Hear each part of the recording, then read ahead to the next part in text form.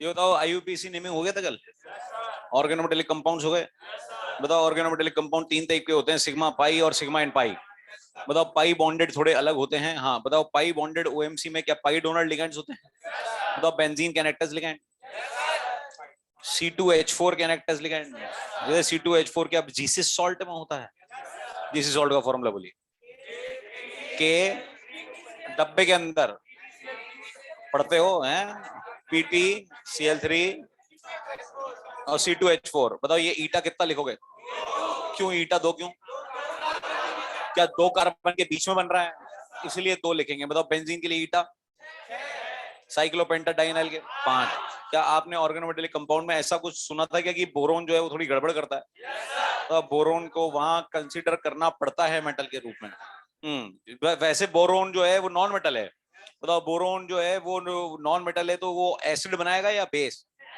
Boric acid बनाता है, मेटाबोरिक acid बनाता है। बोरिक एसिड का फॉर्मूला बोलिए, H3BO3। बताओ ये क्या ऐसा एसिड है जो H+ देगा? OH- खाएगा। कितने खाएगा? बताओ बोरोन कितने OH- खाएगा? ए। क्यों? BOH होल थ्राइस है, इसको बोरिक एसिड कहते हैं। अब एक OH- खाएगा तो ये बन जाएगा BOH होल 4-। बताओ यहाँ बोरोन का कोऑर्डिनेशन नंबर 4 है। क्या आपने मैक्सिमम कोऑर्डिनेशन नंबर पे क्या? बताओ बोरोन का मैक्सिमम कोऑर्डिनेशन नंबर 4 ही होता है, याद है ना आपको? थर्ड पीरियड का, फोर्थ पीरियड का 6, पांचवें पीरियड का 7। क्या IF7 एग्जिस्ट? यस। ClF7 नहीं, BrF7। तो ये सब बातें थी और अपन आगे बढ़ते हैं। IUPAC नेमिंग वगैरह भी आपने करी, ठीक है, और आगे बढ़ते हैं। D&F चालू कर दिया था क्या? बिल्कुल भी चालू नहीं हुआ। एप्लीकेशन भी तो बच रहा है अभी। चलो एप्लीकेशन खत्म करते हैं और फिर अपन D&F चालू कर देंगे आज। देखिए इधर ध्यान दीजिए, सारी रिएक्शन इधर देख लीजिए पहले एक बार, एक साथ लिख देंगे। शुरुआत में आपको थोड़ा मुश्किल लगेगा, बाद में ये थोड़ा आसान हो जाएगा ऑटोमेटिकली, जैसा कि होता है रेगुलरली, यूजुअली जो होता है। ये टेस्ट ट्यूब, इस टेस्ट ट्यूब इस टेस्ट ट्यूब में सॉल्ट, अननोन सॉल्ट अरे यार तुम लोग, अननोन सॉल्ट भरा पड़ा है उसमें। इस सॉल्ट में पता लगाना था आपको कि इसमें फेरिक है कि नहीं। आपको टेस्ट ट्यूब में सॉल्ट भर के दिया और पूछा कि आपने इसमें फेरिक है कि नहीं, पता लगाओ।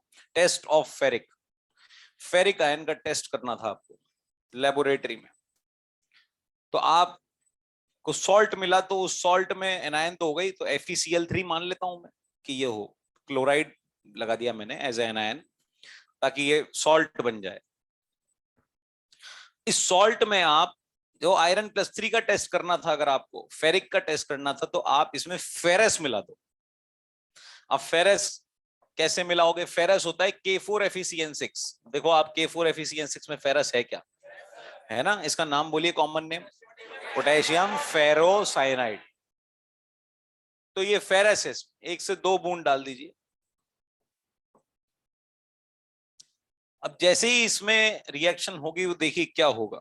मान लीजिए FeCl3 था उस टेस्ट ट्यूब में जो आपने ली थी उसमें सॉल्ट में, तो रिएक्शन होगी और कलर बनेगा ब्लू कलर की, कोई एक कॉम्प्लेक्स बनेगा। वो ब्लू कलर देखिए किसका आएगा, और ध्यान से देखिएगा कैसे बना रहा हूं इसको। केटायन 9 में तोड़ दीजिए, Fe+3Cl-1 ऐसे लिख दूं, Fe+3Cl-1।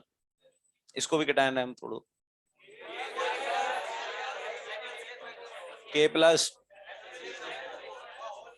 FeCN6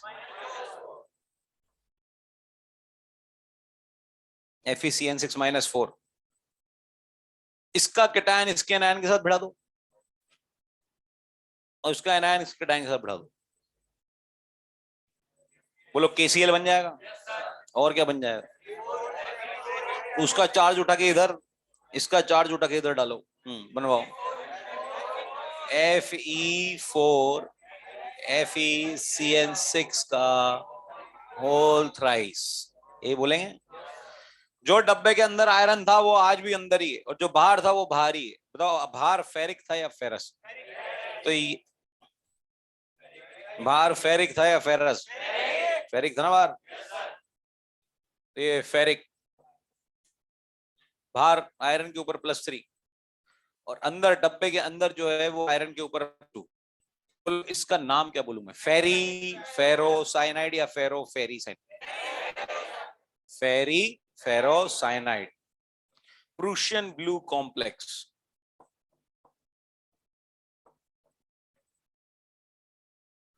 इसको बोलते हैं प्रूशियन, नाम दे रखे हैं साइंटिस्ट लोगों ने अपने अपने हिसाब से नाम दे रखे हैं।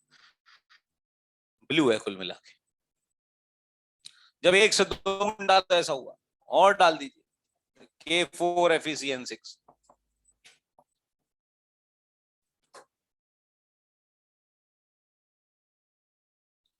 तो जब और डाल K4FeCN6 के भी आएगा। अब इसके साथ देखना कॉम्प्लेक्स कैसा बनेगा। अब आपको ये ध्यान रखना पड़ेगा, जैसे ये समझ में आ गया था वैसे ये समझ में ऐसे नहीं आएगा।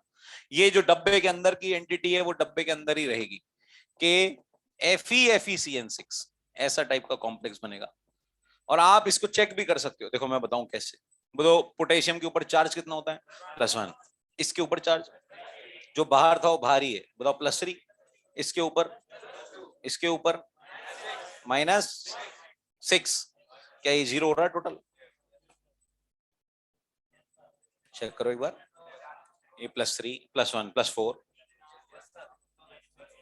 +2 +6 और -6 0 हो रहा है ना। ये बन जाएगा कोलोइडल सॉल्यूशन। क्या होता है? What does this colloidal means? क्या ये टिंडल इफेक्ट देगा क्या? क्या ये ट्रू सॉल्यूशन है? क्या ये सस्पेंशन सस्पेंशन सॉल्यूशन है? सस्पेंडेड सॉल्यूशन में जो पार्टिकल की साइज होती है उससे तो ये कम, छोटे। और ट्रू सॉल्यूशन जो होता है बिल्कुल सॉल्यूशन, उससे ऑब्वियसली ज्यादा। जी, टिंडल इफेक्ट देगा ये। इतना कोई नहीं पूछ रहा आपसे कौन सा इफेक्ट देगा।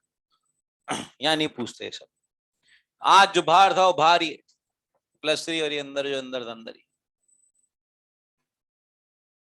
ये टेस्ट ऑफ फेरिक, ऐसी टेस्ट ऑफ फेरस भी कर सकते हैं। सेम तरीके से चलेगा, बिल्कुल सेम सिमिलर। FeCl2 था मान लो टेस्ट ट्यूब, प्लस आपने मिलाया, बोलो क्या मिला?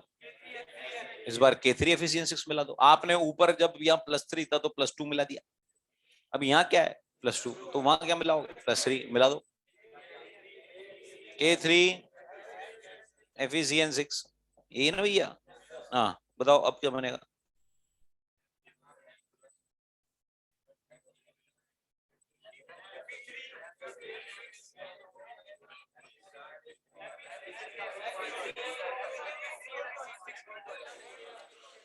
K3 या 4, वो 2 और 3, ठीक है। बताओ क्या बना? FE3FeCN6 का होल ट्वाइस। इसको बोलते हैं turn bulls blue, turns bull blue complex.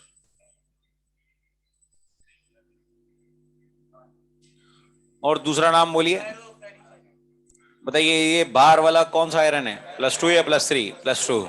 और ये वाला +3, बोलो क्या नाम बोले?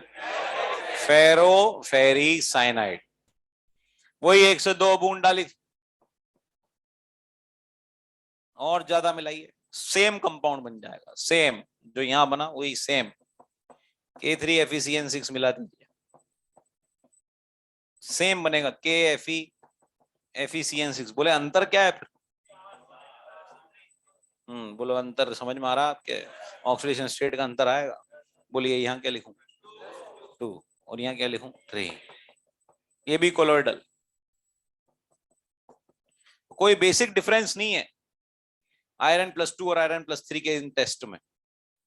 अब जब बहुत ज्यादा डिफरेंस नहीं है तो फिर इनको फॉलो नहीं करते होंगे। फॉलो के लिए, फॉलो करने के लिए कुछ और पहचान होती होगी। आयरन +3 का एक और टेस्ट होता है। आयरन +3 में KSCN मिला देते हैं। KSCN नाम बोलो इसका। KSCN, के तो जानते हो तुम, क्या इसमें थायो लगाएं? ये FeCl3 मान लेना। बताओ क्या बन जाएगा? बनाओ वही कैटायन आयन बढ़ा दो, बढ़ा दो कैटायन आयन। KCl मिल जाएगा एक तो। और बोलो क्या FeSCN होल थ्राइस मिल जाता होगा? Blood red colour, blood red colour मिल जाएगा। बताओ क्या आपने एक रोजी रेड कलर पढ़ा? वो NiDMG का था। अच्छा, निकिल और DMG का जो कॉम्प्लेक्स है ये जोरदार है क्या?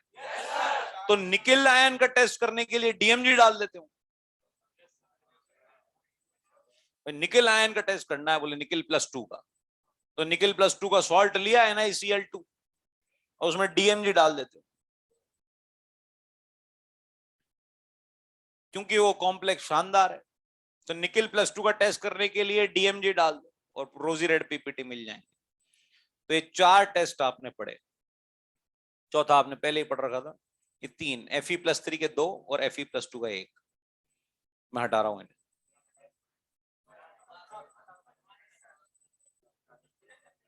देख लो,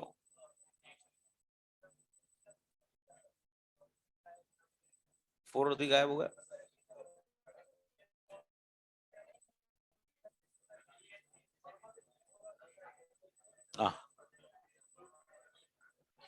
हट गया ना, और मिलाया ना तो कुछ और नया बनेगा। ये मिलाया ना उसमें कुछ।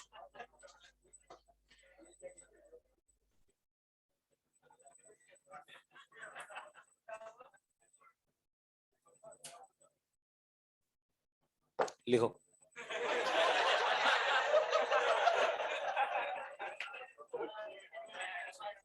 Application of coordination compounds.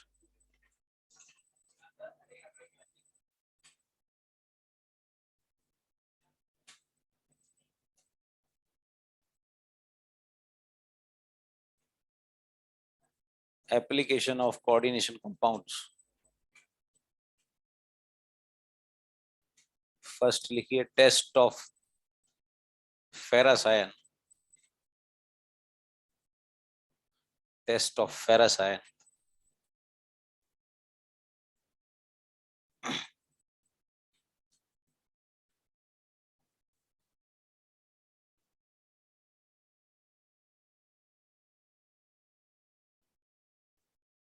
लिख दो, कौन सा लिखोगे, ऊपर वाला?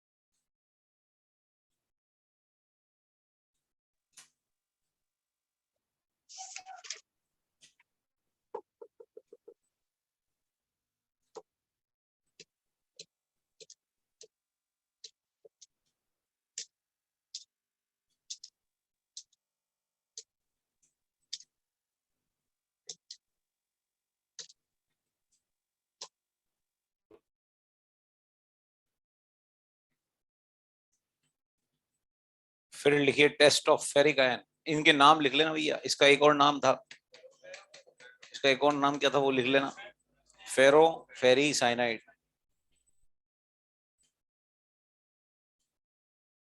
टेस्ट ऑफ फेरिक आयन, दोनों टेस्ट लिख दो फेरिक आयन के।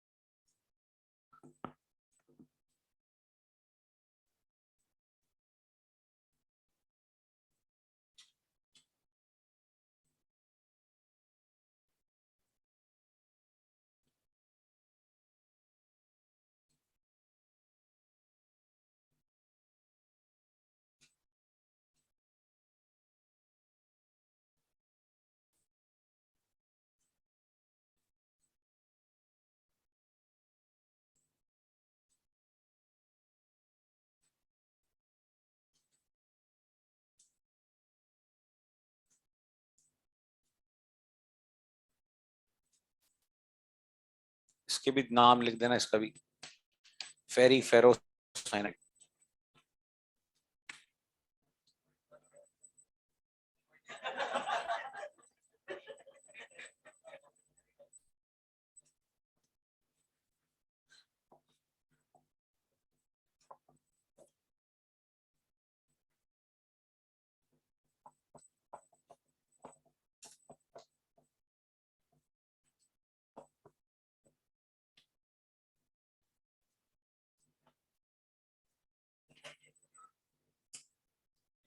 नेक्स्ट लिखिए टेस्ट ऑफ, अच्छा इसका कलर क्या था? Blood red.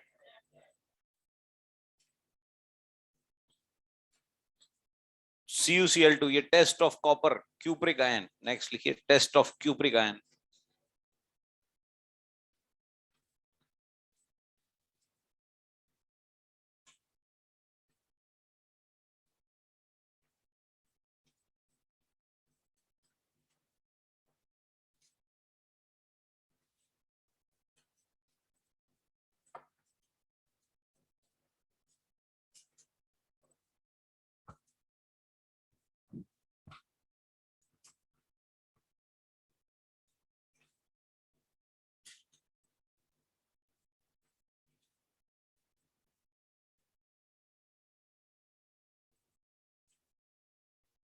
हाँ बस क्या बनेगा, वही कैटायन आयन बढ़ाना है, बनाओ बढ़ाओ, लिखो लिखो, लिख के बढ़ाओ।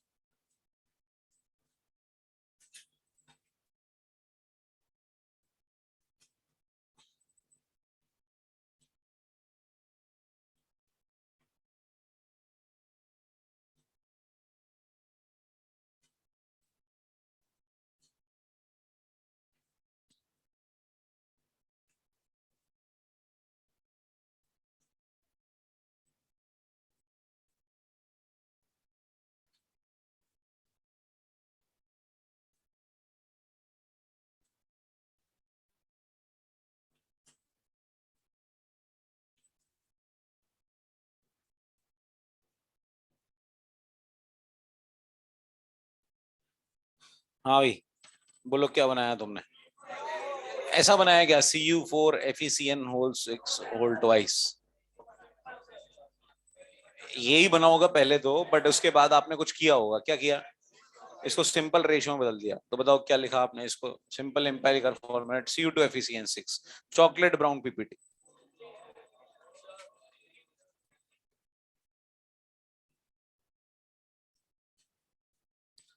क्यूप्रिक आयन का टेस्ट है, Cu+2 K4FeCN6 डाल दे, चॉकलेट ब्राउन पीपीटी मिल जाएगी। नेक्स्ट लिखिए टेस्ट ऑफ निकल+2।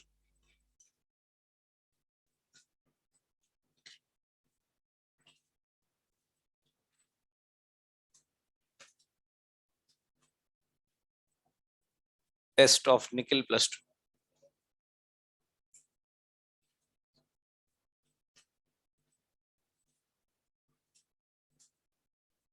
नीचे लिखो NiCl2+DMG डाइमेथाइलग्लाइकोजाइम।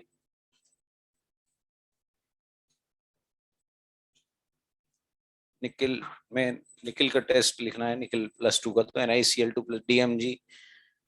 जो एरो आप लगा रहे हो, अब आप गिव्स का निशान लगाते हो, उसके ऊपर वहां लिख देना NH4OH की प्रेजेंस में, यानी वीक बेस प्रेजेंस में, NH4OH की प्रेजेंस में वो कॉम्प्लेक्स बन जाएगा NiDMG होल ट्वाइस वाला। उसको लिख दो, रोजी रेड पीपीटी लिख देना उसमें।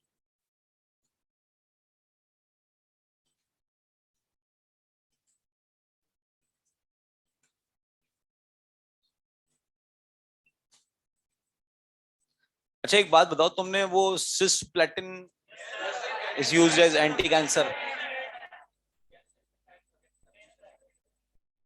और देखिए AGF, AGCL, AGBR, AGI।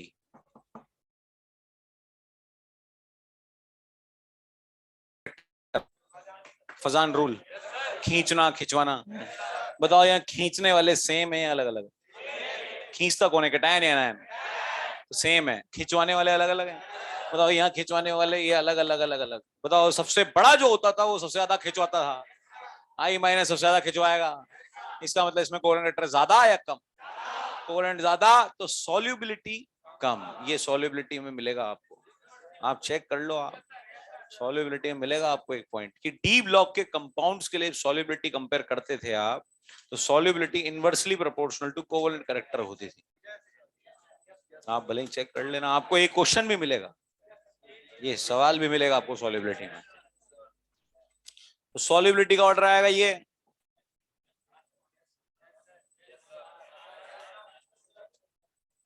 अब सॉल्युबिलिटी का अगर ये ऑर्डर है तो इसका मतलब सबसे ज्यादा सॉल्युबल होने के चांसेस किसके हैं?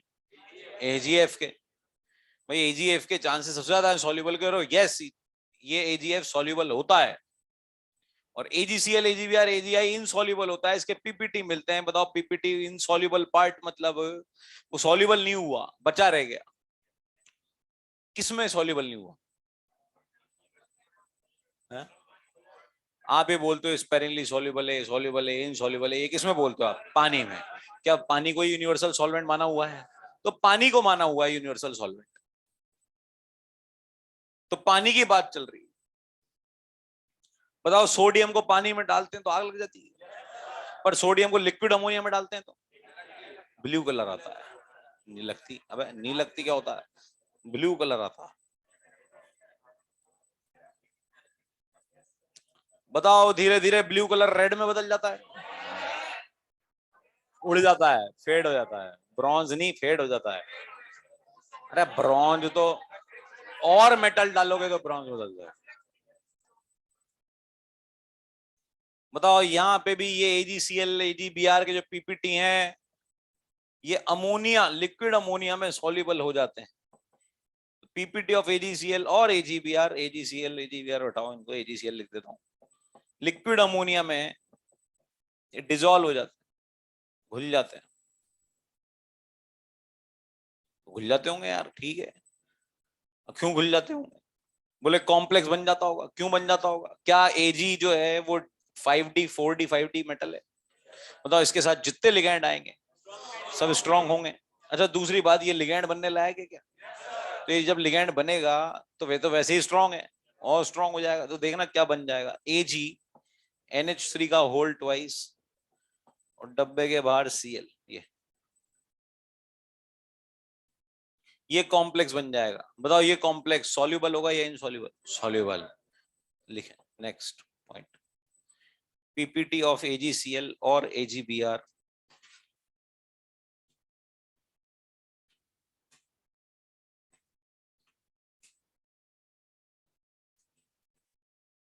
PPT of AgCl or AgBr are soluble in liquid ammonia.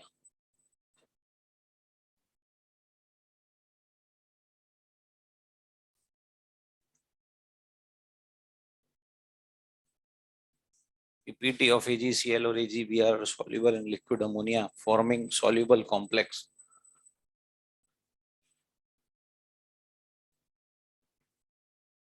Reaction की फॉर्मेट में लिख दो उसको,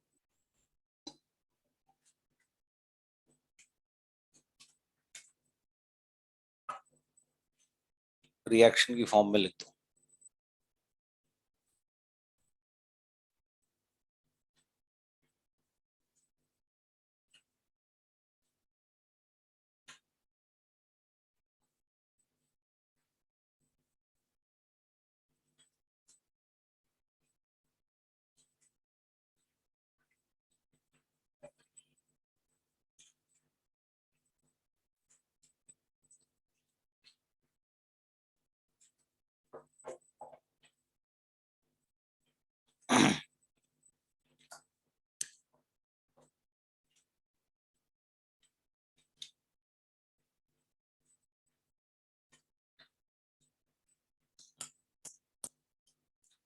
बहुत पुराने जमाने की बात है, एक बार आप थोड़ा सोचना, शायद आपको ये याद हो बात। आपने वो वाले कैमरे देखे हैं जिनमें पीछे का ढक्कन खोल के रोल डलता था? देखें? देखिए मैंने तो उनका यूज काफी किया भी सरी, क्योंकि ऑब्वियसली मैं तो देखो आपसे बड़ा हूं ही सरी, तो इस 10-12 का अगर गैप होगा भी सरी अपने आराम से। नहीं नहीं 40 है, अभी मरने ही वाला हूँ कल ही।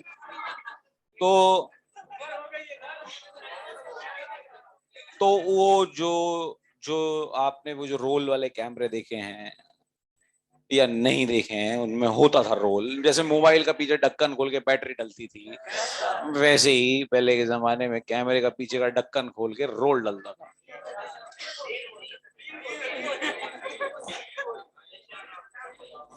मुझे बोलने दीजिए। तो जब आप उसमें फोटो क्लिक करते थे तो फोटो क्लिक हो जाता था, you don't have any option to delete that photo. आज तो आपके पास ऑप्शन हैं कई सारे। पहले ऐसा नहीं होता था, पहले फोटो खिंच गया उस रील पे आ गया हो। अब मैं आपको एक छोटा सा बेसिक मैकेनिज्म अपन डिस्कस कर लेते हैं कि एग्जैक्टली क्या होता होगा और क्या किस बारे में बात कर रहे हैं।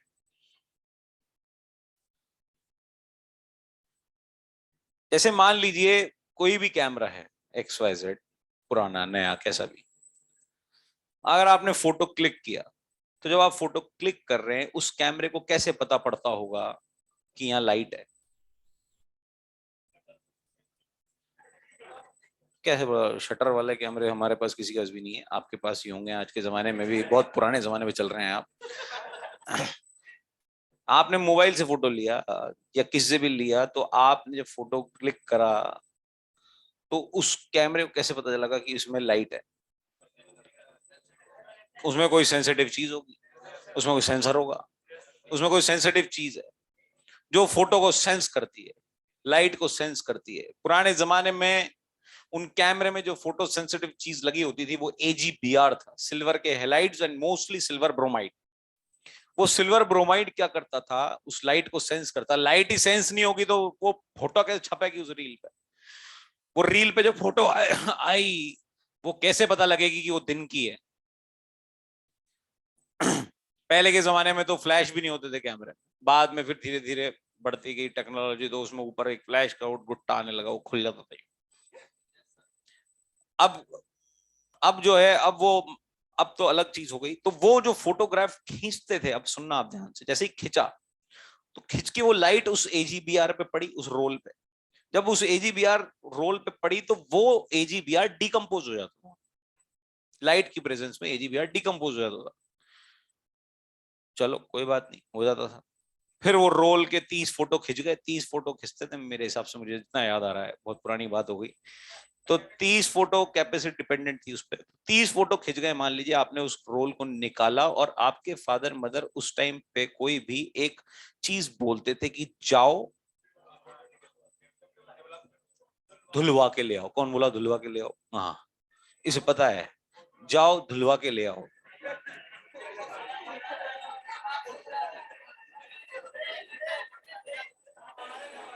रील को धुलवा के ले आओ। और यही शब्द, यही बात बोली जाती थी, ये बिल्कुल सही बोल रहा है, धुलवा के ले आओ। भाई कोई कहता था बनवा लाओ, कोई कहता करवा लाओ, जो भी है नेगेटिव निकाल लाओ, जो भी है। पर भैया ये जो शब्द था धुलवा लाओ, ये शब्द अब आप दिमाग में रखना, ठीक है? मुझे बताओ, H2SO4 नाम क्या है इसका? Sulphuric acid. बताओ इसमें से एक O हटाया, एक S जोड़ा, ये पहले भी किया है आपने कहा? फॉर्मूला H2S2, थायो सल्फ्यूरिक एसिड। इस S2O3 - 2 का नाम, H+ निकाल दिया तो ये क्या, ये सल्फेट बन गया? तो इसका नाम क्या हुआ? थायो सल्फेट, यही नाम हुआ। अरे इसमें Na जोड़ दिया, Na2S2, सोडियम थायोसल्फेट। इसी को बोलते हैं हाइपो, और इसी से धोते थे उन फोटोज को और रील को। ये धोने का काम आता है वो रील को जो निकाल कैमरे से डाली जाती है। बताओ हाइपो का काम फोटो खींचने का है या फोटो बनाने का है? धुलवाने का, बनाने का। ये जो Na2S2O3 है, इसके दो नाम आपने बोले अभी, एक सोडियम थायोसल्फेट और दूसरा hypo. It is important agent. ये इंपॉर्टेंट एजेंट है, एक लेबोरेटरी काम आता है। जैसा कि अभी आपने पढ़ा कि ये धुलवाने के काम आएगा, तो क्या धोएं उसमें, क्या धोएं उसमें, मतलब क्या क्या धोना है, मतलब और जो AgBr जो डिकम्पोज हुआ उसमें कभी कभार कुछ पार्ट AgBr का अनडिकम्पोज्ड रह जाता था, कुछ बच जाता था, 100% नहीं टूटता था। उसको डिकम्पोज करने के लिए ये काम आता था, ताकि उसमें से जो लाइटिंग, जो प्रॉपरली जो इफेक्ट्स हैं वो आए। और भी कई मैकेनिज्म है, ऐसा नहीं है कि केवल आईपो लिया और रील धो दिया और हो गया काम, ले जा। और भी चीजें होती हैं। आपने कई बार पिक्चरों में देखा होगा, लाल लाल लाइट जली होती है और उसमें फोटो लटका के रखते हैं क्लिप्स पे। तो ये हाइपो काम आता है उस AgBr को धोने के। अब देखिए रिएक्शन क्या होती होगी। ये AgBr प्लस Na2S2O3, ये Na2S2O3 AgBr को अलग अलग करने में काम आएगा। अनडिकम्पोज्ड है या ये डिकम्पोज्ड है? अनडिकम्पोज, वो बचा हुआ। ये Ag क्या करेगा, इसके साथ कॉम्प्लेक्स बना लेगा और ये Na इसके साथ भिड़ जाएगा, NaBr बन जाएगा और Ag कॉम्प्लेक्स बना लेगा। It is good complexing agent, इसका ये रोल है। एक कॉम्प्लेक्सिंग एजेंट है। कॉम्प्लेक्सिंग एजेंट क्या होते होंगे? तो कॉम्प्लेक्स बनवाएं, बनवाएं। तो ये कॉम्प्लेक्स बनवाएगा इसके साथ इसका S2O3 और Ag का। AgS2O3 होल ट्वाइस, डब्बे के ऊपर चार्ज -3। आपने दो कॉम्प्लेक्स और पढ़े थे, मैं आपको याद दिलाऊं। AuCl4 -1, PtCl6 -2। अब याद नहीं आएगा, जो पढ़ रहे होंगे वो नहीं आएगा। एक्वा रीजिया में पढ़े थे आपने। Gold and platinum can not be oxidised by concentrated HNO3 but they can be oxidised by aqua regia. ये -1, ये -2, ये -3।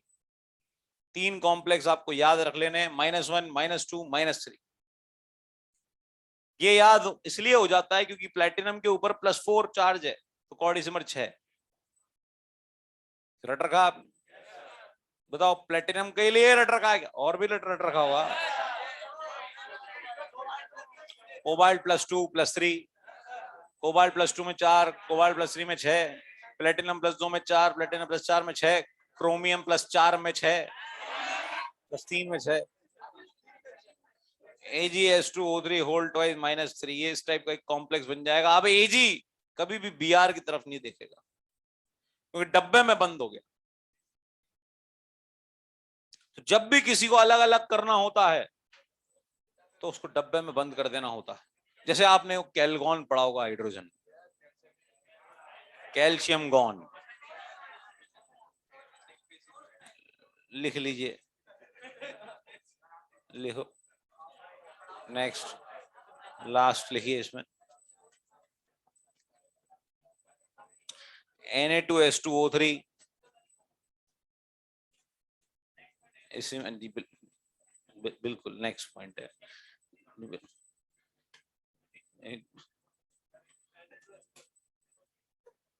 भाई यहीं आ जाओ 3-4 लोग और पूछते रहो, बताते रहेगा कोई ना कोई।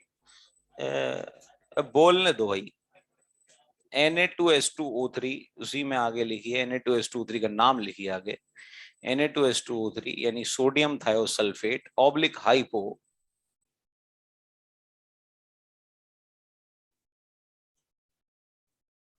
Na2S2O3 उसका नाम लिखिए आगे। Sodium thiosulphate oblique hypo is used in development of photograph, is used in development of photograph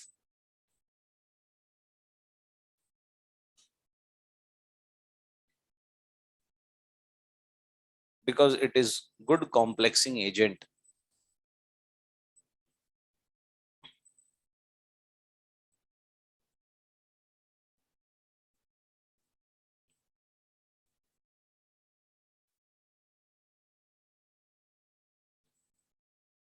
Because it is good complexing agent. Next line में लिखिए AgBr oblique silver halides are photosensitive. AgBr oblique silver halides are photosensitive.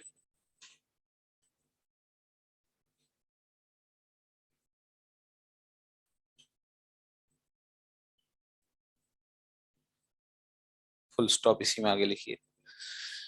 Na2S2O3 is used to decompose Na2S2O3 is used to decompose the undecomposed AgBr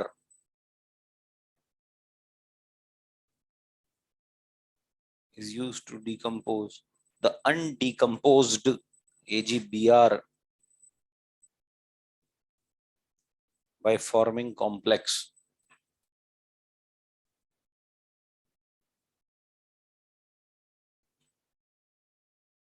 reaction की formula लिख दो।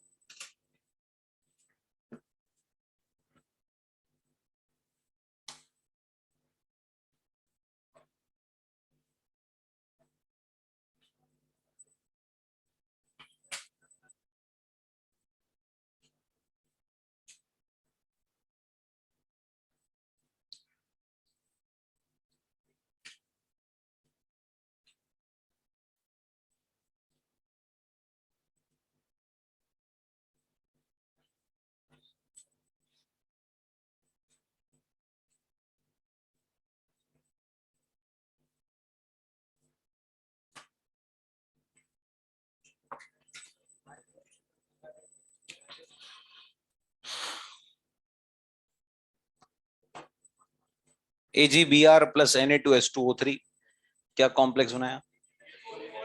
AgS2O3 का whole twice और उस पूरे डब्बे पे -3। गलत था ना, नहीं लिख सकते उसको, वो नहीं बनता, जोर बनता है। ये क्या बात हुई कि क्यों बनता है, तू ऐसा क्यों है, तेरा नाम क्या है, वो क्यों है, ये कोई बात थोड़ी हुई। जो है वो तो है, ये कोई बात हुई क्या? तो कॉम्प्लेक्स बनता है, बन गया।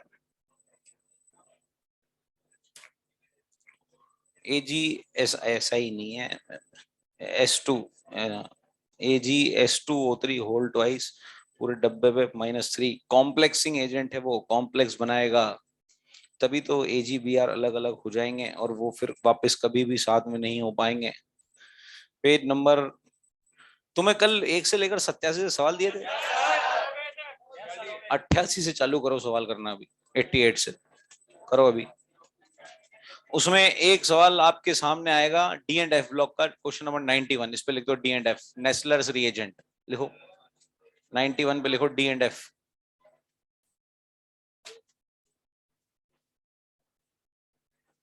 91 नंबर के सवाल पे डी एंड एफ ब्लॉक लिखो, नेस्लर्स रिएजेंट का सवाल है, वहां कर लेंगे उसको।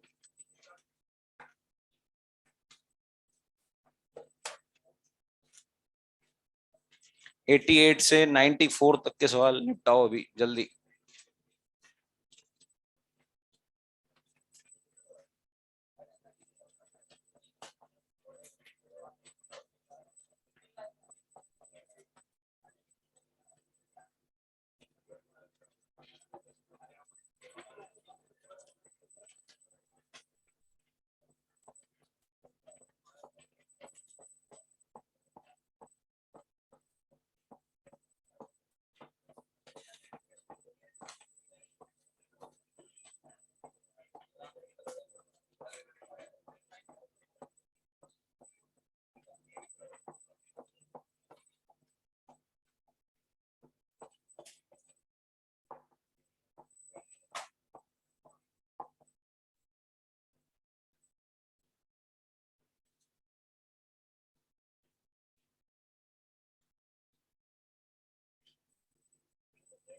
क्वेश्चन कर,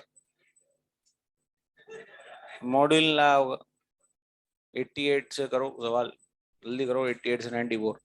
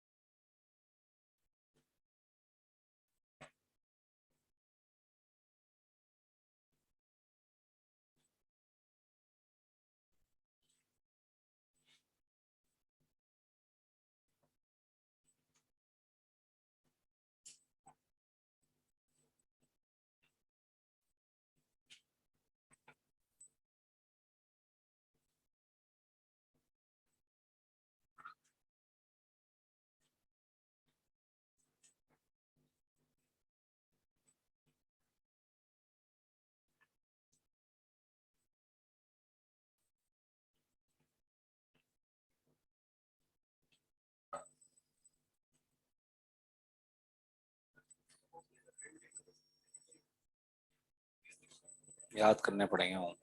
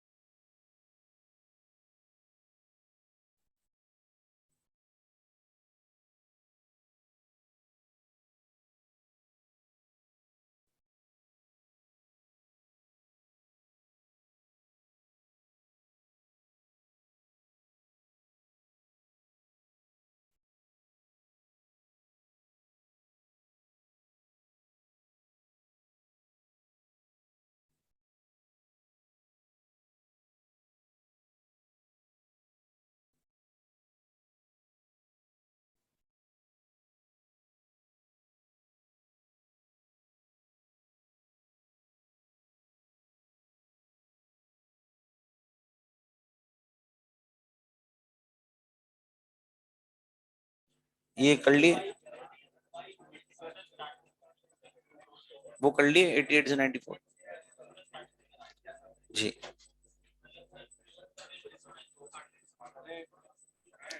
अड़ो मत यार ऐसे, मत फाड़ी उनको, तो काम आएंगे। मैं बता रहा हूँ अभी क्लास में।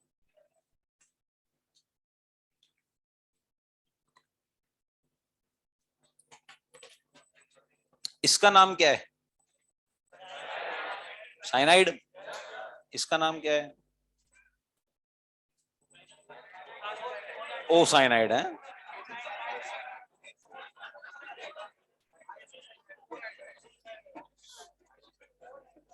क्योंकि कुछ ना कुछ तो हम बोलेंगे। साइनेट। क्या नाम? इसका नाम साइनाइड। ड ड आइड साइनाइड। ट ट साइनेट। इसका नाम क्या होगा? थायोसाइनेट। और इसका नाम क्या होगा? उल्टा, आइसोथायोसाइनेट। क्या नाम? आइसोथायोसाइनेट। हो गया क्लियर? अभी देखते हैं क्वेश्चन नंबर, देखिए 22 पे आइए इन दिनों।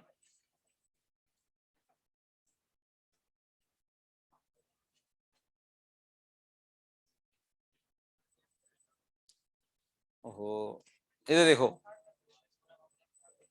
इसका नाम क्या है भैया, वापस बोलना। साइनाइड। अच्छा एक मिनट, ये लिखा रखा है और ये लिख रखा है।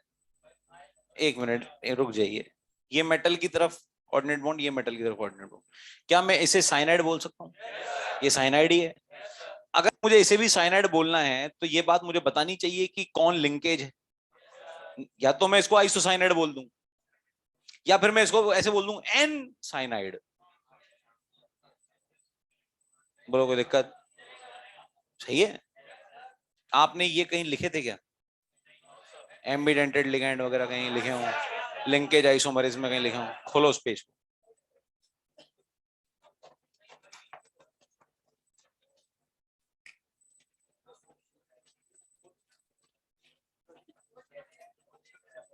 अब आगे समझ में आ गया भैया?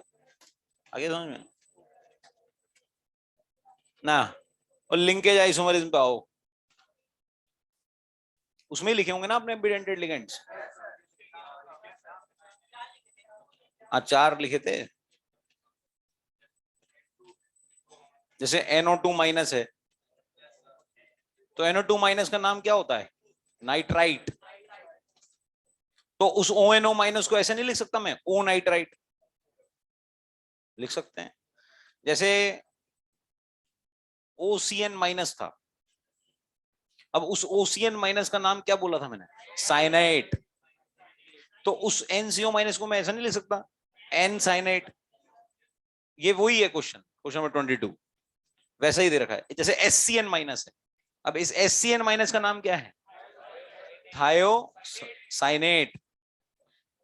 तो उसको NCS माइनस को मैं क्या N थायोसाइनेट नहीं बोल सकता, या फिर आइसोथायोसाइनेट नहीं बोल सकता? दोनों बोल सकते हैं। तो आप नाम थोड़ा लिख लो ताकि आइडिया लग जाएगा ना आपको। जैसे SCN माइनस है उसका नाम थायोसाइनेट।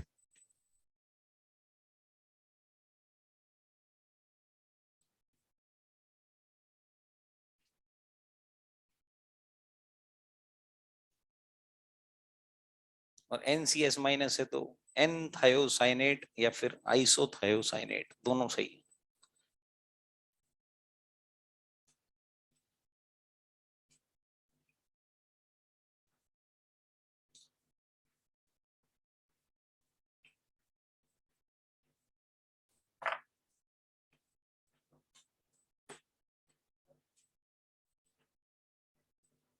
OCN माइनस का नाम साइनेट, साइनेट। और NCO माइनस का नाम या N साइनाइट बोल दो या फिर थायो हाँ आइसो साइनेट बोल दो।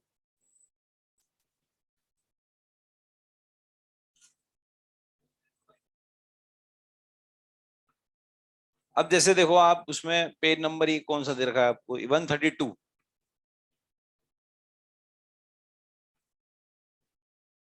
पेज नंबर 132 क्वेश्चन नंबर 22 देखिए।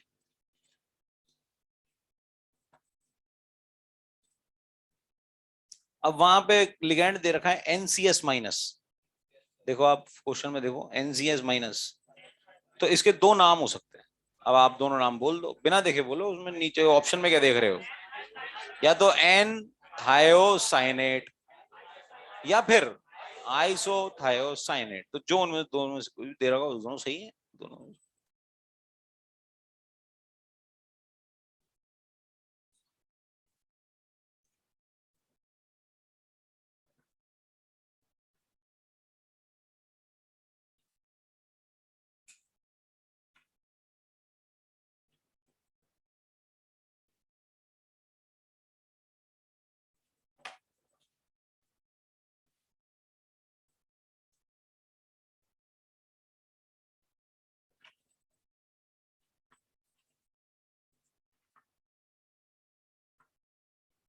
हम्म।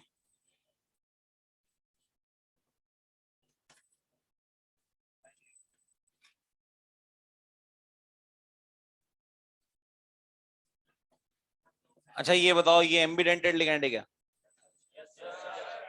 है क्या एम्बिडेंटेड? कंफ्यूजन क्लियर रख लो अपना, कंफ्यूजन क्लियर करो आप। इधर देखिए, अब बताओ इसमें कौन कौन डोनर है?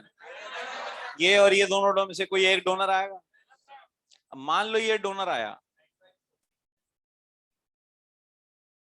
तो क्या मैं इसे ऐसे लिख सकता हूँ N नाइट्राइट? बोलो ऐसे लिख सकता हूँ? इसका दूसरा नाम नाइट्रो भी होता है। और मान लो अगर ये ऐसा है N लोन पेयर, ये डबल बॉन्ड O माइनस, और ये डोनर है। अब बोलो तू ये एक और इसका ना क्या नाम हो सकता है? O nitrite. ये लो। अब O लगाना तो अपने हाथ में, नाइट्राइटो कब लगाऊंगा मैं? जब IUPAC नेमिंग लिखूंगा, क्योंकि एनायनिक लिगेंड है ना। बताओ एनायनिक लिगेंड के नाम के पीछे O लगाते हैं, आपको बताया था कल। नाम तो इसका नाइट्राइट ही है। नाइट्राइटो कब बोलूंगा मैं? जब IUPAC नेमिंग करूंगा। तो इनको आप मेंशन कर सकते हैं, आप कोई बहुत बड़ा मैटर नहीं है। आप चाहो तो जहां एम्बिडेंटेड आपने लिगेंड लिखे थे वहां आप इनको लिख सकते हैं कि इसका ये डोनर तो ये डोनर तो ये। वही है ना। हम्म। ये ONO माइनस है, वो NO2 माइनस। और क्या? जब नाइट्रोजन पास में लिख रहा होगा उस मेटल के तो नाइट्रोजन डोनर है, और जब ऑक्सीजन माइनस आप सामने लिख रहा होगा ONO। और क्या?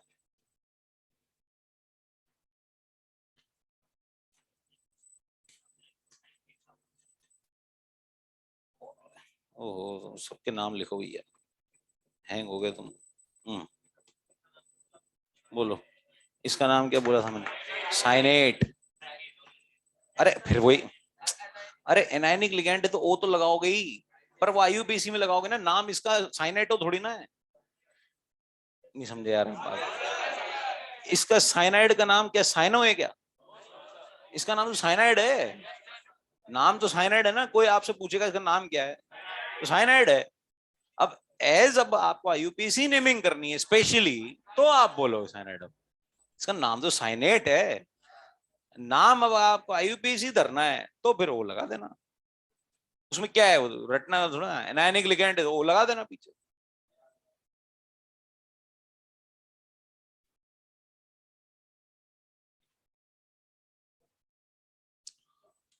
बोलिए, मैं पढ़ जाऊं क्या आगे?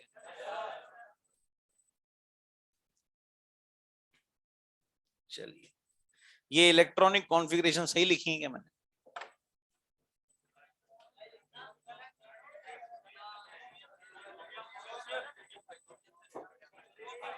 दो गलती हैं।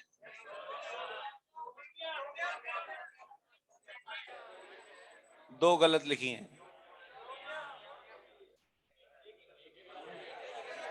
क्या ये गलत है?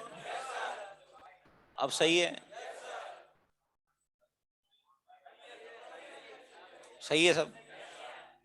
इसमें से 3 इलेक्ट्रॉन निकाल दो। और बहुत ध्यान से सुनना, बहुत सारी बातें हैं ध्यान रखने की। ब्लॉक आ गया, अब हर लाइन नई, एक भी कॉन्सेप्ट रिपीट नहीं होगा। कोऑर्डिनेशन कंपाउंड जैसा नहीं चलेगा कि एक कॉन्सेप्ट दिया 5 क्वेश्चन निपट गए। अब वो ब्लॉक जैसे चलेगा, हर लाइन में नया कॉन्सेप्ट, हर लाइन में नया कॉन्सेप्ट। मतलब 10 लाइन तो 10 कॉन्सेप्ट, तो 50 पेज के बराबर बर्डन हो गया। नहीं समझा आप मेरी बात? तो बर्डन ज्यादा है, शॉर्ट नोट्स बनेंगे पर नोट्स में हर लाइन में अलग चीज नहीं मिलेगी। तो इसलिए ध्यान सुनिएगा, हल्के मत लेना। अब इसको ब्लॉक आ गया है, बहुत सारी बातें हैं और आपको ध्यान भी रखनी है, पर टफ नहीं है। पी ब्लॉक तो क्या है, थोड़ा मुश्किल भी है। पी ब्लॉक में इंटेंसिटी भी ज्यादा है। यहाँ टफनेस की इंटेंसिटी ज्यादा नहीं है। यहाँ आप ऑलरेडी आप इतनी सारी चीजें पढ़ के आए हुए हो, तो आप काफी तैयार हैं इस चीज को झेलने के लिए। पी ब्लॉक जब आता है तो केवल एस ब्लॉक पड़ा हुआ होता है, तो इसलिए पी ब्लॉक थोड़ा मुश्किल ज्यादा लगता है। पर मेरे को ऐसा लगा नहीं कि आपको बहुत ज्यादा मुश्किल लगा पी ब्लॉक। नहीं लगा ना? थोड़ा तो होता ही है। देखो, ऑक्सी एसिड के नाम, वो ही बहुत बड़ा एक जंजाल है। कितने सारे नाम है, पायरो, मेटा, एनहाइड्राइड, हाइपो एक कब लगाना, क्या नहीं लगाना, पर एक कब लगाना, वगैरह वगैरह बहुत सारी चीजें थी। Oswald, contact, dehydrating agent, bleaching agent, दुनिया भर की रिएक्शन है। क्लोरीन प्लस डाइल्यूट NaOH की रिएक्शन सुनाओ। NaClO3 या नहीं 3? NaClO प्लस NaCl और कॉन्सेंट्रेटेड NaOH है। अब NaCl3 आएगा। ब्लीचिंग पाउडर का 2 फार्मूले थे उसके, CaCl2 प्लस CaOCl का होल ट्वाइस। तो वहां पे भी बहुत सारी बातें थी, यहाँ पे बहुत सारी बातें हैं। वहां पे भी हर लाइन में नया कॉन्सेप्ट, हर लाइन में नई चीज। यहाँ पे भी सेम ऐसे ही चलेगा, तो बहुत ध्यान से सुनिएगा थोड़ी देर। बिल्कुल भी बीच में मस्करीबाजी नहीं चलेगी, नहीं तो आप भूल जाएंगे चीजों को, आप मैनेज नहीं कर पाएंगे उसको। स्कैंडियम 4s2 3d1, 3 इलेक्ट्रॉन निकालूंगा मैं, तो बताओ जरा, क्या इलेक्ट्रॉन जीरो जाएंगे?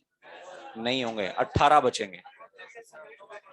21 इलेक्ट्रॉन्स उसमें, वहां जीरो हो जाएंगे। यही कहना चाहते थे आप, क्योंकि आपको सब आता है, तो वही कहना चाहते होंगे आप। ऑब्वियस सी बात है कि आपने गलत नहीं हो सकते। 4s2 3d1, 3 इलेक्ट्रॉन निकाले आपने, तो वहां पे जीरो हो गए और 18 इलेक्ट्रॉन जो है वो बचे रह गए। आर्गन जैसी नोबल गैस कॉन्फ़िगरेशन जैसी हो गई कॉन्फ़िगरेशन। तो ऐसा लगता है कि stable electronic configuration, stable oxidation state scandium की +3 हो सकती है, और ये बात सही है। ग्रुप थर्ड इसका नाम है। थर्ड ए या बी है? तो 1A का है।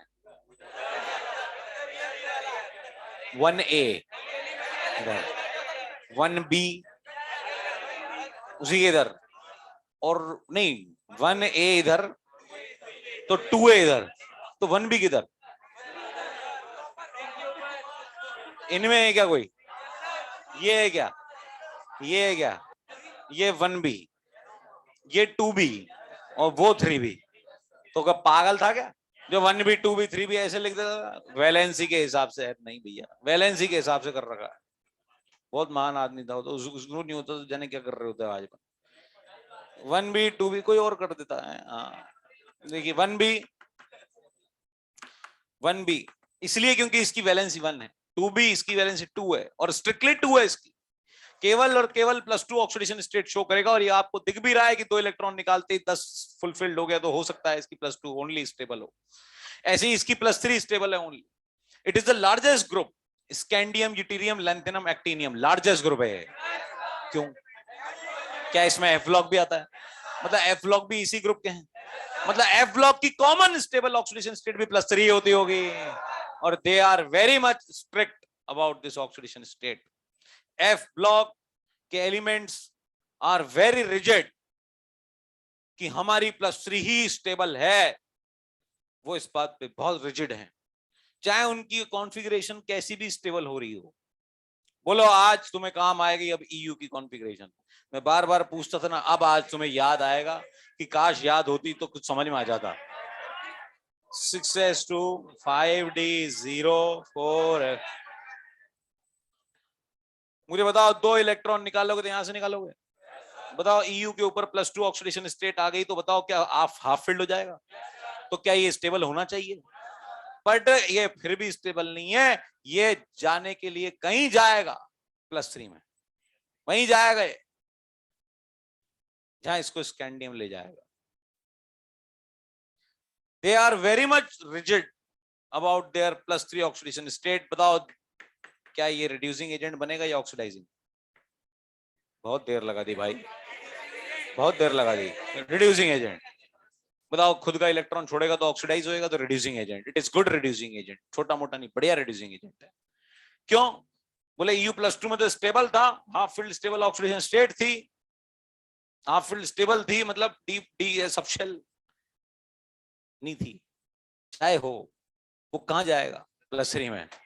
बहुत रिजिड है वो इस बात को लेके।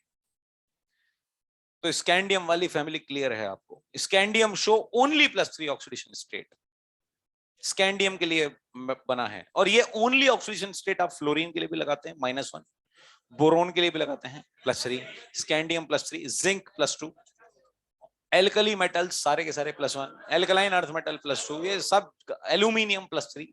ज्यादातर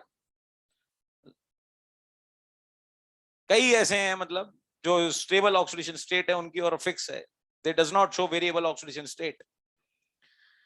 in fact out of these 10 elements, these two does not show variable oxidation state, scandium and zinc. They have fixed oxidation states, but they show variable oxidation states. Titanium की वेरिएबल ऑक्सीडेशन स्टेट होती है, titanium +2 +3 +4 तीनों show करता है, but सबसे ज्यादा stable +4 होती है। बताओ क्यों होती होगी?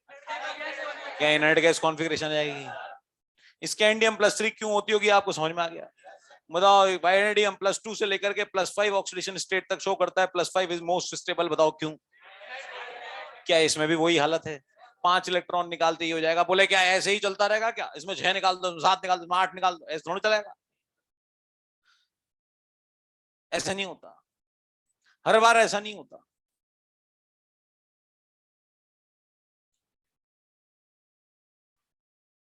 एक के घर में बच्चा पैदा हुआ, बहुत ज्यादा गोरा था, डॉक्टर से पूछा, बोले भाई साहब ये बहुत ज्यादा गोरा कैसे हो गया?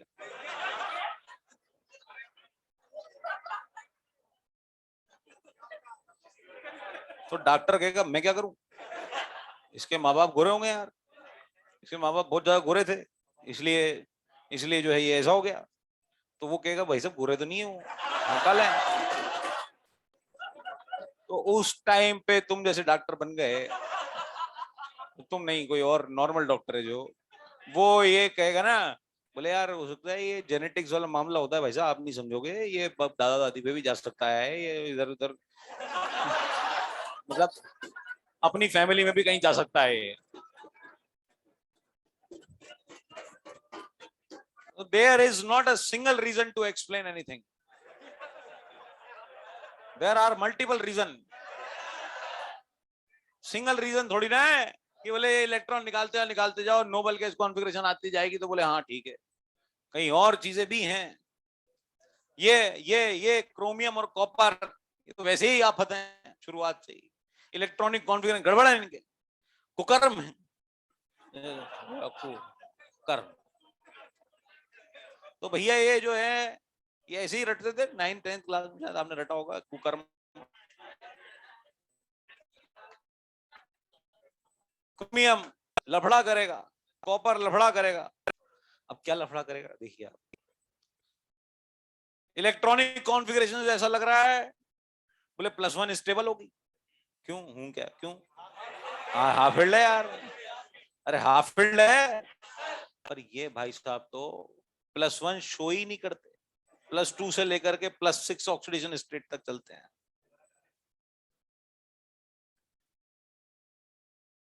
+2 से लेकर के +6 ऑक्सीडेशन स्टेट तक शो करते हैं। अच्छा मुझे एक बात बताइए आप अपनी मोटी बुद्धि से, K2Cr2O7, K2Cr2, बताओ इसमें क्या +6 ऑक्सीडेशन स्टेट है? बताओ क्या ये स्ट्रॉन्ग ऑक्सीडाइजिंग एजेंट है? ये कौन होते हैं ऑक्सीडाइजिंग एजेंट? जो खुद का क्या करें, मतलब इसको क्रोमियम +6 अगर पसंद होता तो ये कौन सा रिडक्शन कर रहा होता खुद का? नहीं, ये तो बना हुआ होता ना उसमें। अगर ये स्ट्रॉन्ग रिड्यूसिंग ऑक्सीडाइजिंग एजेंट है, सॉरी स्ट्रॉन्ग ऑक्सीडाइजिंग एजेंट, तो खुद का क्या करेगा? रिडक्शन। अगर ये आज स्टेबल होता है इसमें तो खुद का रिडक्शन क्यों करता? क्रोमियम को लगी रहती है बार बार, बोले +3 में जाऊं मैं, +3। बताओ क्रोमियम +3 कंपाउंड Cr2O3 होता है, हरे कलर का, डेंटल सर्जरी में काम आता, पटाखों में काम आया, बम में नहीं आता। जिसमें हरी हरी वो निकलती है उसमें कहता बम करा, पता लगा तो बम बनने लग जाए। इधर देख, Cr2O3 हरा कलर का होता है, जो हरा कलर का वो जो अनार में जो जो कलर दिखता है वो। ये डेंटल सर्जरी में कौन काम होता है? N2O एसिडिक होती है और न्यूट्रल होती है, 3 न्यूट्रल, CONO CONO मुझे बताओ NO2 बुरा लाल है क्या? NO2 बुरा लाल है। Cr2O3 is amphoteric. मैं आपको एक टेबल याद दिलाऊं आपको, DP वहां पीरियड टेबल में पढ़ाई क्या हुई, +1 +2 +3 बेसिक, +4 वाला एम्फोटेरिक। अच्छा क्रोमियम +3 भी एम्फोटेरिक, जिंक +2 भी एम्फोटेरिक। ये एम्फोटेरिक है, amphoteric can react with both strong acid and strong basic, strong से रिएक्ट करेगा। अब मुझे एक बात बताइए आप, जैसे क्रोमियम को जाना है +3 में, तो जाता ही जाता +3 में, तो इसका मतलब यही फेवरेट होती होगी इसकी। तो क्रोमियम +3 स्टेबल में होता होगा भैया, इसलिए जा रहा है वो। तो ये जा रहा है इसमें, इसलिए ये स्टेबल होगी इसकी। अब साइंटिस्ट लोगों ने सोचा, बोले यार इसको कैसे प्रूव करें, हैं 3 इलेक्ट्रॉन निकालने को जो पार ही नहीं पड़ रही। 3 इलेक्ट्रॉन निकाल कैसे स्टेबल प्रूव करें? 1 इलेक्ट्रॉन निकल रहा था स्टेबल हो रहा था, 6 निकल रहे थे स्टेबल प्रूव हो रहा था। ये समझ में आई बात आपको? ये समझ में आई बात आपको? ये आनी चाहिए बात समझ में। 1 निकल रहा था तो स्टेबल प्रूव हो जाना चाहिए था, 6 निकल रहे थे तो स्टेबल प्रूव हो रहा था। 3 को क्या करें? 3 को कैसे करें? तो 3 को बोले अलग दिमाग लगाया, बोले क्रोमियम +3 में कोऑर्डिनेशन नंबर 6 होता है। होता भैया, याद है 6 होता है। तो CFT वालों ने समझाया था कि कोऑर्डिनेशन नंबर 6 में ऑक्टाहेड्रल बनता है, और ऑक्टाहेड्रल जब बनता है तो उसकी स्प्लिटिंग जो होती है वो 2 ऊपर और 3 नीचे होते हैं। याद है क्या आपको? इसको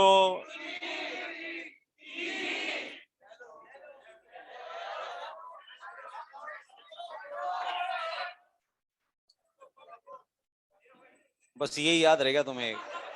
अबे ये भी याद रखना है, T2G इनमें दो में धक्का पड़ा था क्या? किसने मारा था? लिगैंड। अगर स्ट्रॉन्ग लिगैंड होगा तो ये यूं हो जाएंगे। अब मुझे बताओ, जैसे ही आपने 3 इलेक्ट्रॉन निकाले इसमें से, तो 4s में से 1 में से निकल गया ये, और 2 इसमें से निकल गए, तो बताओ क्या 3d3 बच गया क्रोमियम प्लस? 3d3 हो गया ना भैया? बताओ 3d3 भर दो इसमें, तो ये 1 2 और 3। बताओ क्या T2G सबशेल हाफ फिल्ड हो गया? इस वजह से बोले ये स्टेबल होता होगा। बोले हैं, अब तो कुछ भी कर लोगे। हाँ, जो कर लेंगे भैया, तो तुम प्रूव कर दो। बोले ऐसा होता होगा कि ये हाफ फिल्ड हो जाता होगा और स्टेबिलिटी प्रूव हो गई। भाई ऐसे ही तो चल रहा है यार, आज पूरी दुनिया ही चल रही। रेजोनेंस, इतना सारा दुनिया भर का ताम झाम पढ़ लिया तुमने। रेजोनेंस में बोले भाई यूं और भाई यूं, और रेजोनेंस की स्टेबिलिटी आ गई और इंटरमीडिएट बन गया और दुनिया भर का काम हो रहा है। मिथाइलें शिफ्ट चल रही हैं, हाइड्रेट शिफ्ट चल रही हैं, और वो जब शिफ्ट हो जाएंगी उसका स्टेबल बन जाएगा, उसके हिसाब से बात। और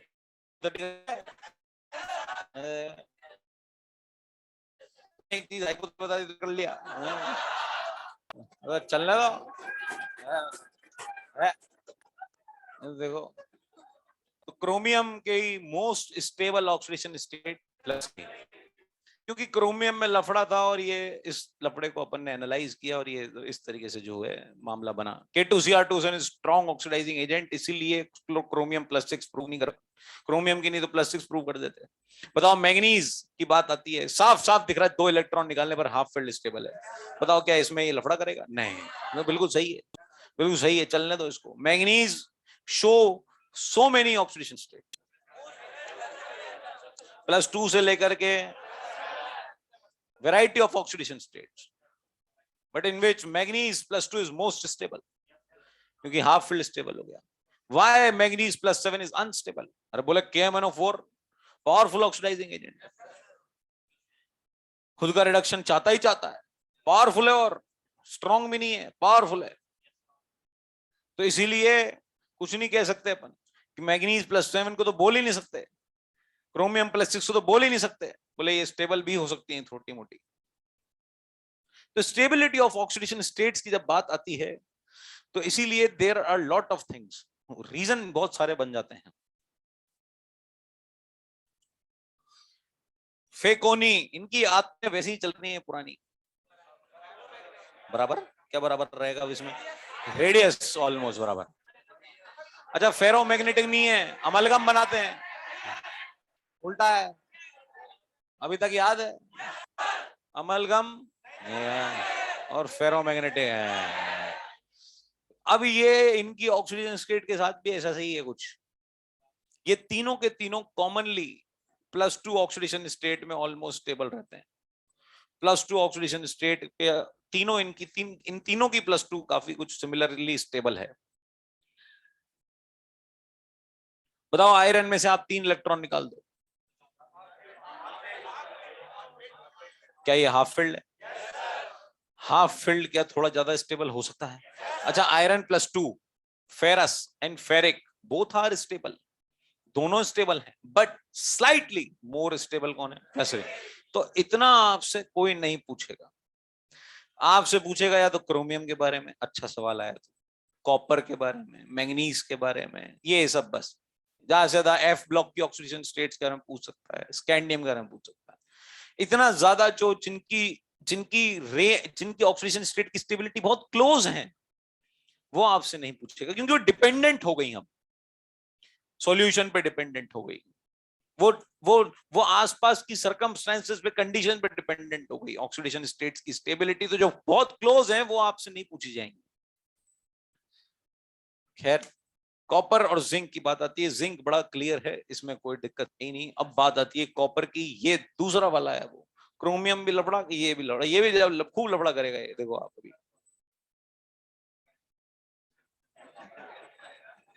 जी देखिए, कॉपर, बताओ क्या समझ में आ रहा है कि कॉपर कैन शो +1?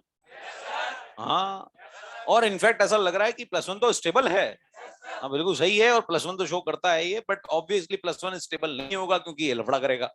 हाँ, और कॉपर +2 तो शो करता ही है। इसको एक को बोलते हैं क्यूप्रस, एक को बोलते हैं क्यूब्रेक। देखिए मैं आपको समझाने की कोशिश करता हूँ एक चीज का, शायद आपके समझ में आ जाए। मान लीजिए 5 गधे खड़े हैं, 2 3 4 5, आपने गधे देखे? जो गधे होते हैं उनकी हाइट थोड़ी कम होती है और उनका कलर भी सिमेट्रिकल कलर होता है उनमें। 5 गधे खड़े हैं, आपसे बोला गया, बोले जाओ इसमें से सबसे बढ़िया घोड़ा सेलेक्ट करके आओ। आप समझना मेरी बात को, इन सब में से 5 गधों में से सबसे बढ़िया घोड़ा कौन सा होगा 5 में से, तो आप कौन सा घोड़ा सेलेक्ट करोगे? जो हाइट में छोटा है या लंबा? जो जिसके कान बड़े हैं या छोटे? बड़े। मतलब कुल मिला के आप समझना मेरी बात को, ये तो ध्यान दो, नहीं समझ नहीं आएगा ये कॉपर, रिलेट करना आप चीजों को। आपको बोला गया, बोले बुराइयों में से बहुत जोरदार चीज ढूंढ के लेके आओ, या ऐसा बोल दिया कि 4 काले लोग खड़े हैं उनमें बेस्ट गोरा सेलेक्ट करके आओ, तो आप कर सकते हो, कर सकते हो आप। यही हाल देखना भी इसका थोड़ा होगा। मुझे बताओ, अब मैं आपको थोड़ा समझाना चाह रहा हूं इसलिए, आप ताकि आपको रटना ना पड़े। मुझे बताओ, कॉपर एक छापा मेटल है? हाइड्रोजन के नीचे आता है, पर इतना भी नीचे नहीं आता। नहीं समझा मेरी बात? इतना भी नीचे नहीं आता। बताओ, कॉपर छापा मेटल्स में से सबसे नीचे गोल्ड है क्या, और सबसे ऊपर कॉपर है? अच्छा, गोल्ड को पूछा, बोले तुझे 0 पसंद है या +1, या 0 पसंद है या प्लस पसंद है, तो वो क्या जवाब देगा? वो 0 जवाब दे सकता है। बोले यार मैं नोबल मेटल हूं और मेरा एजेंडा क्लियर है, मेरा कॉन्सेप्ट बड़ा क्लियर है, मैं नीचे आता हूँ इलेक्ट्रॉनिक सीरीज में, काफी नीचे मेटल्स की सीरीज में, और मुझे 0 पसंद है, मैंने नोबल मेटल। प्लेटिनम से पूछा, प्लेटिनम भी बड़ा क्लियर जवाब दिया उसने, बोले 0। कॉपर से पूछा आपने, बोले तुझे 0 पसंद है या प्लस, तो वो कंफ्यूज स्टेट में है कि नहीं है? है? क्यों है और क्यों नहीं है? कंफ्यूज स्टेट में क्यों है वो? आपके दिमाग में आपने बोला कंफ्यूज स्टेट में हो सकता है वो, क्यों हो सकता है वो? क्यों हो सकता है कंफ्यूज स्टेट में? बताओ, क्या वो हाइड्रोजन के थोड़ा नीचे है? तो इसका मतलब क्या वो रिएक्टिव बहुत कम है क्या? क्या वो थोड़ा कम है? इसका मतलब वो रिएक्टिव है तो सही, रिएक्टिव है तो सही, पर कहां कंसीडर में है? छापा में। नहीं समझ रहे आप मेरी? कॉपर बड़ा कंफ्यूज्ड जवाब देगा, बोले हाँ 0 नहीं प्लस ठीक है, मतलब मामला प्लस भी ठीक है, 0 भी ठीक है, यूं अजीब सा एक जवाब मिलेगा उसके साथ तरफ से, आप कंफ्यूज जवाब मिलेगा। गोल्ड पे आपको कोई जवाब कंफ्यूजन नहीं है, प्लैटिनम पे कोई कंफ्यूज जवाब नहीं है, वो 0 कहेगा डायरेक्ट।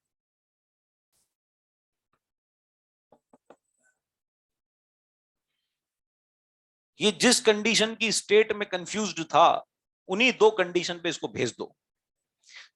कॉपर को 0 में भी भेज दो और कॉपर को प्लस में भी भेज दो। ये करतब आप कब दिखा पाओगे? जब इसका डिस्प्रपोर्शनेशन कर दोगे। बताओ, डिस्प्रपोर्शनेशन मतलब समझते हो आप? इसी का ऑक्सीडेशन, इसी का रिडक्शन। बताओ, आप इसका रिडक्शन करोगे तो क्या कॉपर 0 में जाएगा, और इसी का ऑक्सीडेशन करोगे तो कॉपर क्या +2 में चला जाएगा? बस इन 3 के अलावा और कोई ऑक्सीडेशन स्टेट नहीं बची अब उसके पास। भाई 0 तो सबके पास ही होती है, +1 और +2 ही थी। तो copper +1 is unstable because it disproportionate into 0 and +2। अगर आपसे कोई पूछ ले व्हाई कॉपर +2 इज स्टेबल, उसका जवाब नहीं है अपने पास, उसका जवाब नहीं है। We know that copper show +1 and +2 oxidation state, and copper +2 is more stable than copper +1, but we don't know about the reason of why copper +2 is more stable. Yes, we know the reason of that why copper +1 is unstable. नहीं समझ रहा मेरी बात? Copper +1 unstable क्यों है? क्योंकि वो disproportionate कर गया। अब कॉपर +2 स्टेबल क्यों है? Because of its hydration energy. Copper solid से कॉपर गैस निकालो एस ब्लॉक, एस ब्लॉक की कॉपी खोलो आपकी, एस ब्लॉक। छोड़ो इधर, छोड़ो इधर देखो आप तो, नहीं इधर देखो, इधर सुनो तुम तो। मुझे बताओ कॉपर सॉलिड से मैं गया कॉपर गैस, इधर देखिए, बताओ क्या सब्लिमेशन एनर्जी होती है?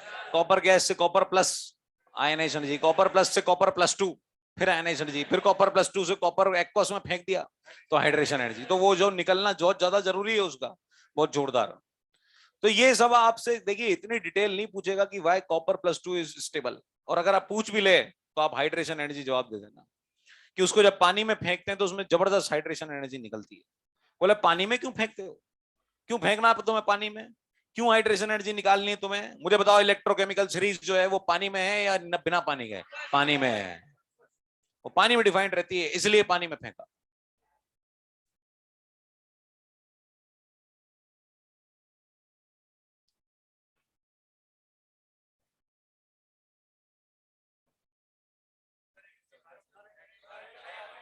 करंट वरंट नहीं, कुछ और बताइए, बताइए। करंट छोड़ दीजिए, करंट हर बार नहीं लगता।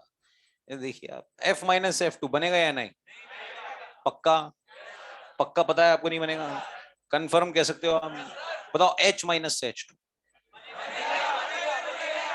याद आया आपको? मैंने बताया था ये आपको। बताओ ये कभी नहीं बनता और ये बनता ही बनता है। बताओ ये खुद को क्या करेगा, खुद को क्या कर रहा है? खुद को ऑक्सीडाइज कर रहा है। ये इलेक्ट्रॉन सामने वाले को खिला रहा है या खा रहा है? खिला रहा है, तो मतलब ये खिलाएगा ही खिलाएगा, मतलब सामने वाले को खिलाएगा ही खिलाएगा अगर स्कोप है तो। कॉपर प्लस टू, बताओ copper plus two is more stable या कॉपर प्लस वन? हाइड्राइड आया इसके सामने।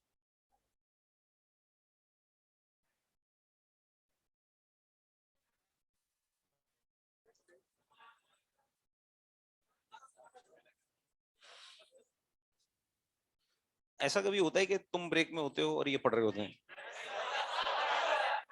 होता है? ठीक है, बस बाकी का काम समझिए आप। देखिए H माइनस, मुझे बताओ ये H माइनस जो है, बताओ ये क्या H2 में बदलेगा ही बदलेगा? H माइनस इसके पास जाएगा, बोले क्या कहेगा? ये पूछेगा क्या कि खाएगा क्या?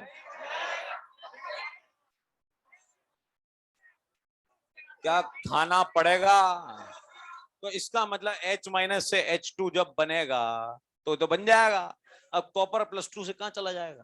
प्लस वन में चला जाएगा। बताओ copper plus two is stable but unstable with strong reducing agents like H minus, I minus, CN minus. इन तीन के साथ ये कॉपर प्लस टू में नहीं रह पाएगा। ये तीनों के तीनों इसको खिला देंगे। H माइनस तो बहुत जोरदार चीज है, ये दोनों भी खिला देंगे। अब जाके खत्म हुआ है कॉपर का काम। समझ में आ गया आपको? कॉपर दो ऑक्सीडेशन स्टेट शो करता है केवल, बट बातें बहुत सारी है। Copper plus one is unstable because it disproportionate, copper plus two is stable because of its hydration energy, copper plus two is unstable with तीन anions, I minus, H minus, CN minus. बोलिए, अगर आप 2 minute और दें तो लिख लें यार, लिख लो थोड़ा, नहीं तो क्या भूल जाओगे आप कल तक।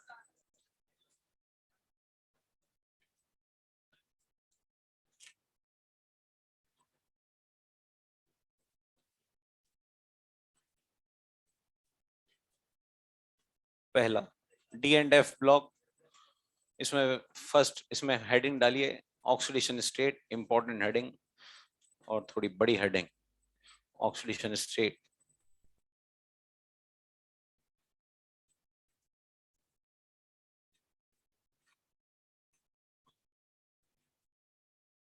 पहला पॉइंट लिखिए, common oxidation state of D block metal, common oxidation state of block metal is +2. while of F block metals is +3.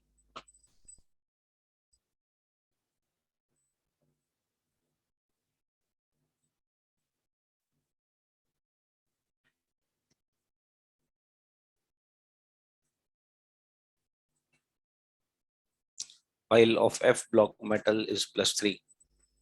इसी लाइन में आगे लिखिएगा फुल स्टॉप आगे.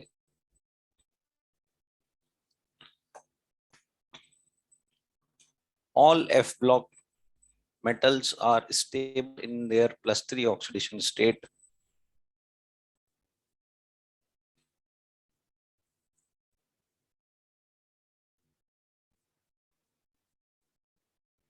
नीचे लिखिए एग्जाम्पल एक. EU+2, EU+2, इसी कॉन्फ़िगरेशन लिखो EU+2 की. EU+2 की कॉन्फ़िगरेशन लिखो.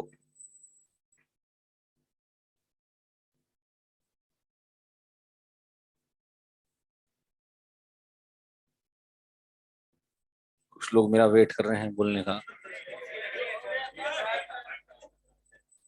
6s 0, 5d 0, 4f 7. क्या ये हाफ फील्ड स्टेबल है?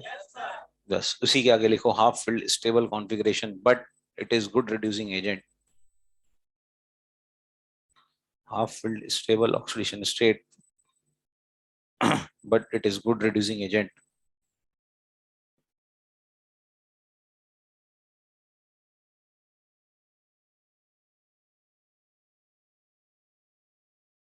नेक्स्ट एग्जाम लिखो +2 के जहां पे लिखा Ce+4, Ce+4. बताओ Ce क्या +4? सीरियम, सीरियम है. सीरियम लेंथेनॉइड का पहला एलिमेंट होता है, पहला एलिमेंट 58 एटॉमिक नंबर है ना. हाँ बताओ ये कौन सा एजेंट होगा?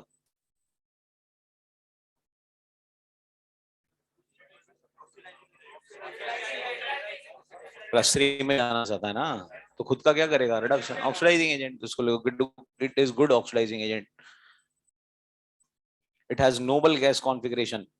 58 में से 4 माइनस करो तो 54 आ जाएगा. जेनॉन जैसी कॉन्फ़िगरेशन है but it is good reducing oxidising agent. Cerium+4 is good oxidising agent. जब इसी नोबल गैस कॉन्फ़िगरेशन है. समझ रहे हो क्या मैं क्या कहना चाह रहा हूँ? चाहे कॉन्फ़िगरेशन स्टेबल हो फिर भी ऑक्सीडाइजिंग रिड्यूसिंग की तरह परफॉर्म कर रहे हैं. नेक्स्ट पॉइंट लिखिए, ये फर्स्ट पॉइंट था पूरा का पूरा. Second point, stable oxidation state of scandium, titanium, vanadium.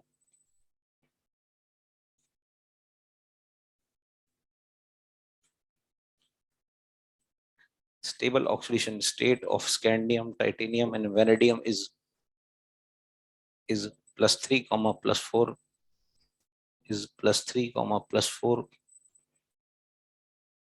and +5 respectively, as they attain noble gas configuration.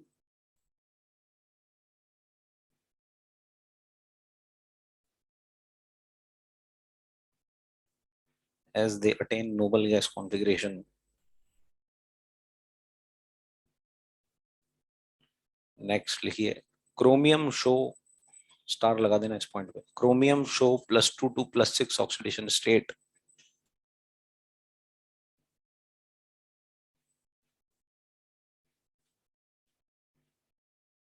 Chromium show +2 to +6 oxidation states,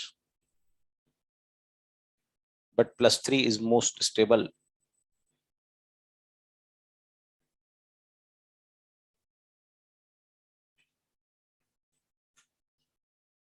But +3 is most stable because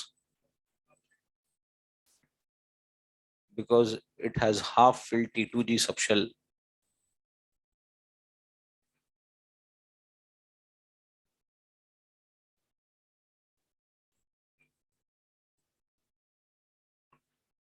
Because it has half filled T2G subshell. नीचे उसमें EG T2G बना दो और उसमें भर दो उसको.